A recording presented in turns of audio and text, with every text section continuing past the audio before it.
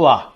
A partir de agora você faz conexão com o Legislativo Paulista. Começa agora mais um Conexão Legislativa. Hoje eu converso com o deputado Carlos Gianazzi, do PSOL, e o nosso tema de hoje é o Fundeb, que foi aprovado aí recentemente lá em Brasília e causa muitas dúvidas, muitas pessoas querem entender direito como funciona o Fundeb. Primeiramente, deputado, seja bem-vindo e explica para o nosso telespectador o que é o Fundeb, né?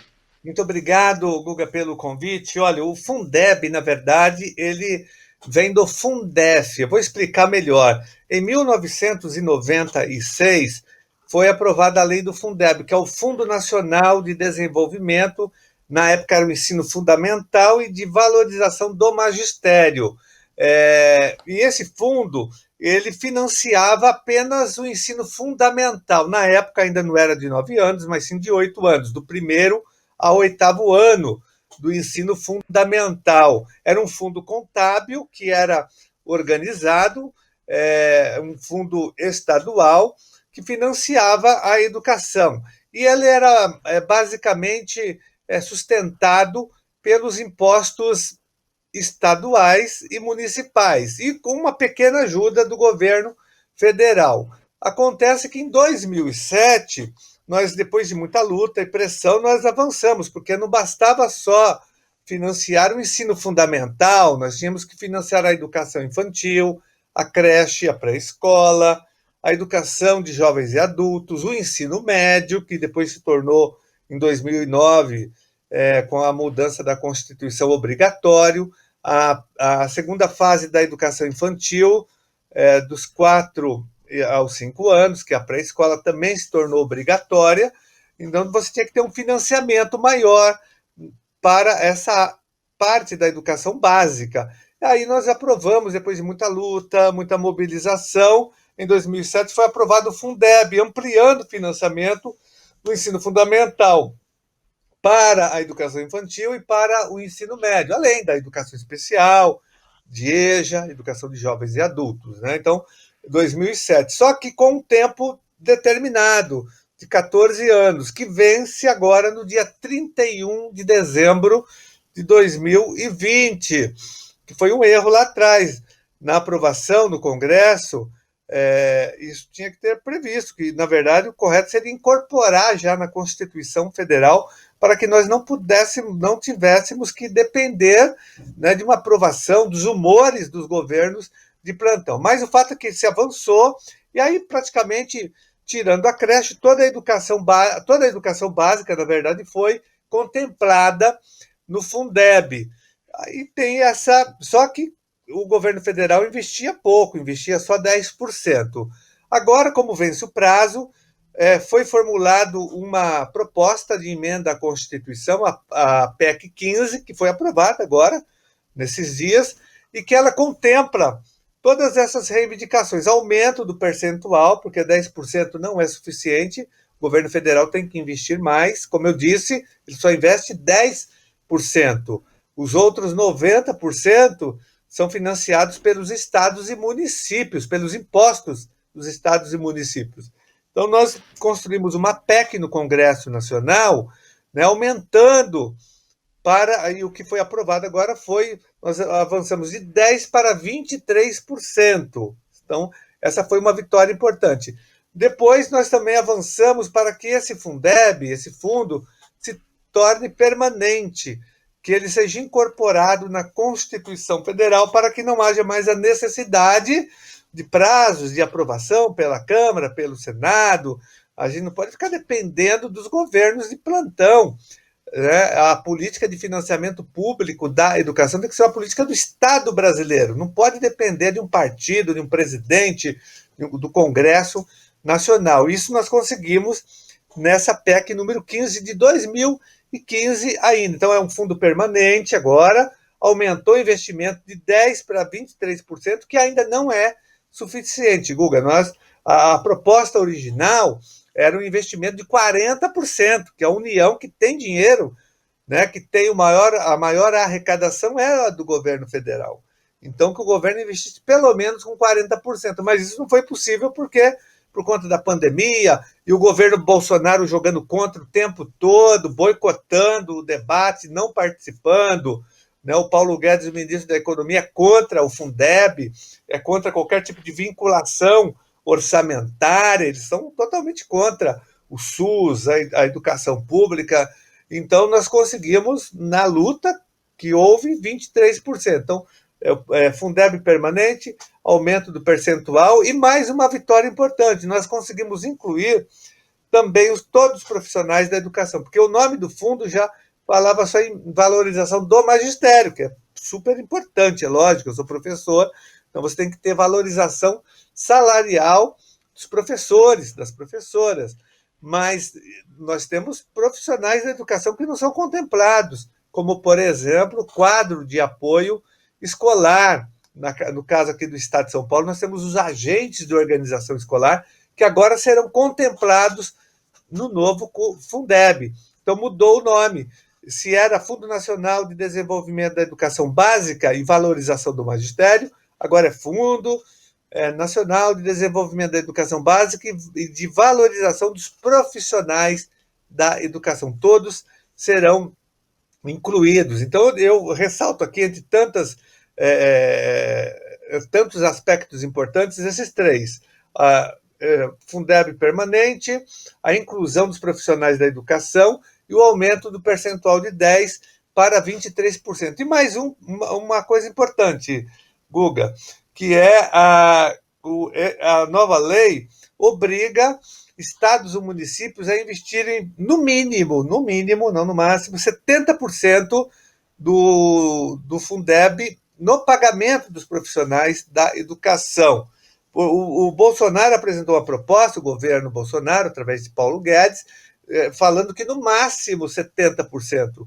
Isso iria criar uma grande crise no Brasil, porque a maioria dos municípios e estados já investem muito mais de 70%, investem 80%, 90% e 90% na valorização do magistério. Quando o governo Bolsonaro tentou colocar uma trava, uma barreira, ele ia entrar na autonomia dos municípios e dos estados, impedindo que os trabalhadores da educação, os profissionais, tivessem um salário digno. Isso afetaria o piso nacional salarial, que já é baixo hoje no Brasil. Mas, felizmente, nós derrotamos a proposta do governo. O governo foi derrotado. Aliás, o governo não queria nem votar o projeto. E mais, o governo defendia na sua proposta que essa alteração só fosse feita em 2022. E nós teríamos um grande apagão da educação no ano de 2021, no ano passado. Então, essas são essas alterações. Então, o que é importante que a população saiba é que o Fundeb é o principal instrumento de financiamento da educação pública brasileira, como se fosse um SUS, Sistema Único de Saúde, né, que financia a educação pública para 40 milhões de alunos. 40 milhões de alunos são beneficiados diretamente pelas verbas do Fundeb. E sem o Fundeb, nós teríamos um apagão da educação, porque os municípios não têm condições de financiar a educação. A maioria dos municípios são pobres, são pequenos, não têm arrecadação.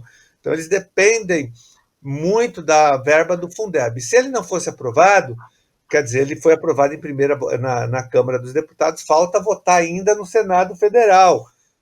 Então, é importante que seja aprovado do jeito que ele veio já da Câmara Federal. Então, mas é importante isso, ele é o principal instrumento de financiamento da educação. Não sei se eu expliquei, é interessante para entender. Acho que foi didático, foi claro, mas é interessante que o nosso telespectador entenda, né?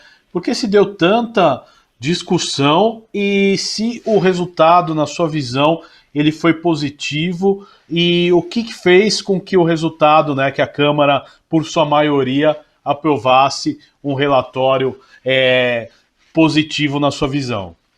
Olha, ele foi positivo em partes, porque, como eu disse, o ideal seria que o governo federal, que tem o maior orçamento, tem recursos no Tesouro, que ele investisse no mínimo 40% na educação. Seria o mínimo aí no Fundeb, mas ele vai investir apenas 23%. Então, do ponto de vista do aumento orçamentário, eu acho que não deixou a desejar. Nós poderíamos ter avançado mais. Porém, numa conjuntura tão difícil, obscurantista, uma conjuntura onde o governo federal ataca ferozmente a educação, ataca o orçamento da educação, corta recursos da educação, ataca os profissionais da educação, com esses projetos, essas propostas de escola sem partido, né? Esse é um governo que é inimigo dos professores, é um governo que é inimigo da educação pública. Paulo Guedes falou da bomba que eles tinham colocado no bolso do inimigo, que é o servidor público. Então, nós não podemos esperar nada do governo Bolsonaro. Então, foi uma vitória parcial importante, porém, não será suficiente ainda para financiar a escola pública, que precisa de mais recursos. Tanto é que nós aprovamos o Plano Nacional de Educação em 2014, e esse plano tem 20 metas. A principal meta é a número 20, que diz que obriga o Brasil a investir no mínimo 10% do PIB, do Produto Interno Bruto, em educação pública. Tá lá. Só que, como teve a emenda 95, aquela PEC da morte, que foi aprovada e virou a emenda 95, até a famosa PEC que impõe um limite nos gastos do governo, isso limitou imensamente o financiamento da educação no Brasil. Por isso que o Fundeb é importante, como o Fundeb está fora do teto dos gastos, então a PEC tem que ser revogada. Nós lutamos contra essa PEC, ela tem que ser anulada imediatamente para que haja investimento nas áreas sociais. Agora, o governo Bolsonaro jogou peso contra a lei. Ele apresentou uma proposta, Guga, por exemplo, que incluía no Fundeb, na verba da educação, o que ele vai chamar agora de Renda Brasil, que é programa da assistência social, que não tem a ver com a educação. Ele queria incluir voucher no Fundeb, ou seja, transferindo dinheiro público do Fundeb para escolas particulares. Isso é proibido pela LDB, pelo artigo 70 da LDB, isso é inconstitucional. Ele queria também usar o Fundeb para pagar as aposentadorias e pensões, isso também é proibido pelo Fundeb. O governo tentou sabotar de várias maneiras a aprovação do Fundeb, tentou dinamitar, sabotar. E agora, o mais engraçado é que, como houve um grande movimento da sociedade, entidades, professores, artistas, os partidos políticos, a maioria deles, todos irmanados na aprovação desse Fundeb, a imprensa, houve uma grande mobilização nacional pela aprovação desse Fundeb, da PEC 15, sem alteração. Sem alteração significa sem as alterações do governo, que daí a gente não teria vitória nenhuma, se fosse a proposta do governo. Mas depois de aprovado o projeto, e o governo sendo contra, o governo é tão mentiroso e oportunista, o governo Bolsonaro, que agora ele está dizendo que é dele o projeto. Ele sabotou quando ele viu que a sociedade toda se mobilizou, passou o projeto, ele foi derrotado no Congresso, agora ele está fazendo propaganda dizendo que o projeto é bom, que o projeto é dele, que o governo aprovou a lei do Fundeb, um absurdo total. É um governo fake news, mentiroso. Não foi o governo, foi o Congresso Nacional, o governo jogou contra, nada fez, 1 ano e meio, né? Nós nem ministro tínhamos até então, nem sei se tem, parece que ele está com Covid, está fora, foi nomeado, mas nem está conseguindo trabalhar. Então, o Ministério da Educação só jogou contra o Fundeb, nada fez para ajudar. Se houve aprovação do Fundeb, foi graças à mobilização, porque todos nós queremos escola pública gratuita e de qualidade, e ela tem que ser financiada com dinheiro público. Deputado, como fiscalizar a aplicação de recursos do Fundeb? E eu lhe faço uma pergunta: por tudo que já passou, de 2007 a 2020, esse dinheiro é bem aplicado, deputado? Olha, então, aí depende do controle social, Guga, porque todo município tem um conselho do Fundeb. Esse conselho é constituído por profissionais da educação, pela comunidade escolar, por membros do governo. É um conselho que tem participação social, popular das escolas. Então, é muito importante que cada município no Brasil fiscalize a aplicação dos recursos do Fundeb. Logicamente que tem também o Tribunal de Contas, que tem que fiscalizar, o Poder Legislativo, seja a Câmara Municipal, seja a Assembleia Legislativa.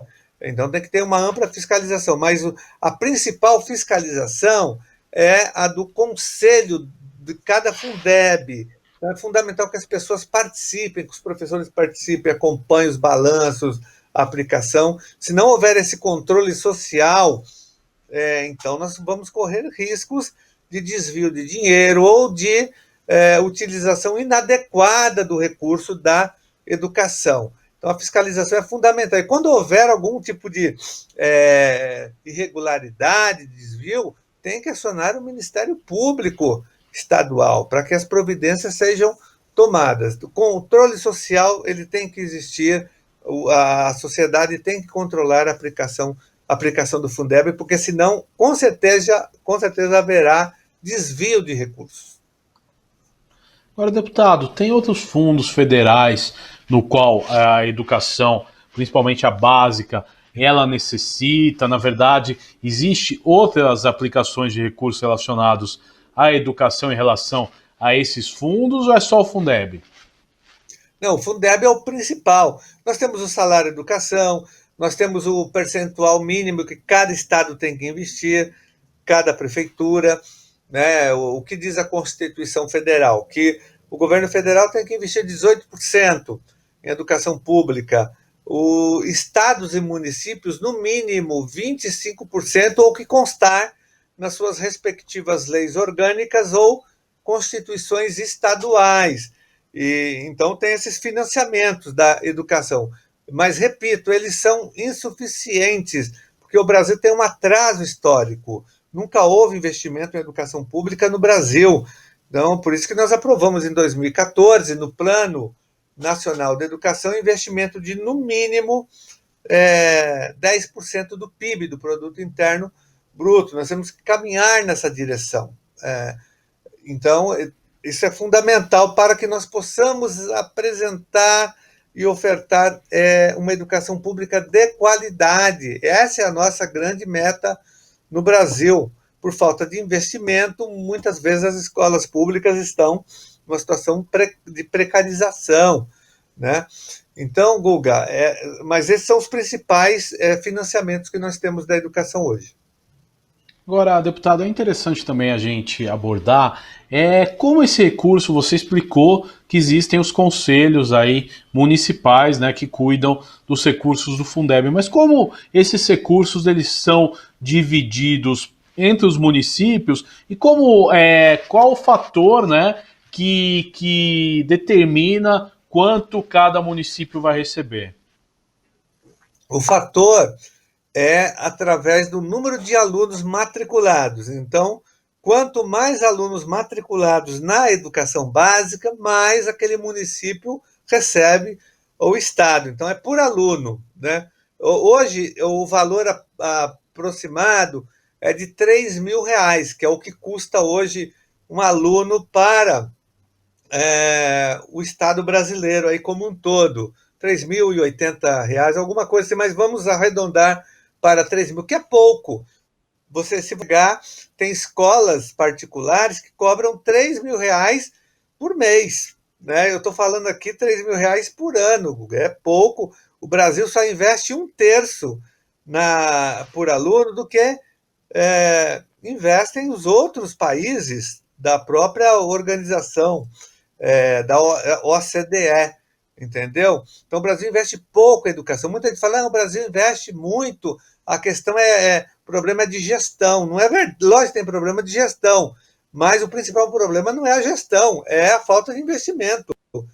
Se você tem uma mensalidade aqui em São Paulo, numa escola particular, que cobra na educação básica R$ 3.000 por mês, você financia um aluno com R$ 3.000 durante um ano. É pouco, esse valor é insuficiente para financiar a educação pública, na educação infantil, na creche, na pré-escola, no ensino fundamental, no ensino médio, em educação de jovens e adultos, na educação especial, e sem contar, Jorge, que nós temos uma grande demanda que não foi atendida. Ó, nós temos 80 milhões de pessoas no Brasil, 80 milhões que não concluíram alguma etapa da educação básica.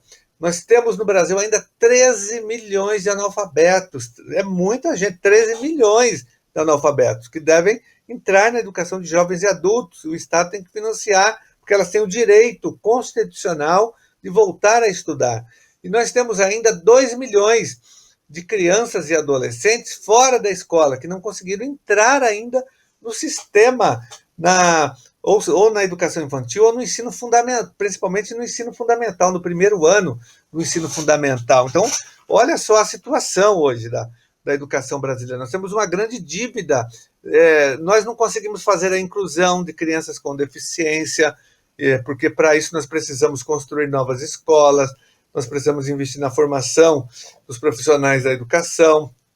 Então, nós temos vários desafios ainda. Tem que universalizar o acesso, né, na educação infantil, na creche, na pré-escola, no ensino fundamental, no ensino médio, em EJA, na educação especial, fazendo essa inclusão. Então, nós precisamos aumentar o financiamento. Esse financiamento do Fundeb ainda está muito aquém de realmente oferecer condições para ofertar uma educação de qualidade para as nossas crianças, os nossos adolescentes, os nossos jovens e os nossos adultos. Agora, deputado, aqui na Assembleia Legislativa tramita um projeto, 855 de 2019, do deputado Daniel José, que visa criar um índice de qualidade da educação. É um projeto que ainda está sendo discutido, né, foi aberta aí a discussão dentro da casa. Eu gostaria de saber, na linha do senhor, o que o senhor acha? É interessante esse índice de qualidade para a distribuição de recursos? Não, esse projeto, já fiz críticas públicas ao projeto do deputado que eu respeito, do Partido Novo, o Daniel José, que inclusive o partido dele votou contra, ele estava votando contra o Fundeb, né? Era contra o financiamento. Apresentou destaques contra o Fundeb, é um partido contra fundos, né? Contra a educação e contra a saúde. Mas o projeto dele é totalmente equivocado, vai numa lógica de mercado, numa lógica neoliberal, né, que por exemplo, vai financiar quem conseguir bons resultados. E agora, quem não conseguir bons resultados vai ficar de fora do financiamento. É um projeto altamente contraditório, que inclusive afronta o próprio Fundeb. Né? A concepção do Fundeb é afrontada pelo projeto dele. É um projeto totalmente, que eu diria, formulado por pessoas que foram domesticadas pela ideologia do mercado, do neoliberalismo, do Estado mínimo, que não tem nada a ver com escola pública, que tem uma outra lógica totalmente diferente. Nós somos contra o projeto dele, vamos fazer oposição e vamos obstruir. É uma lógica, inclusive, perversa contra a escola pública.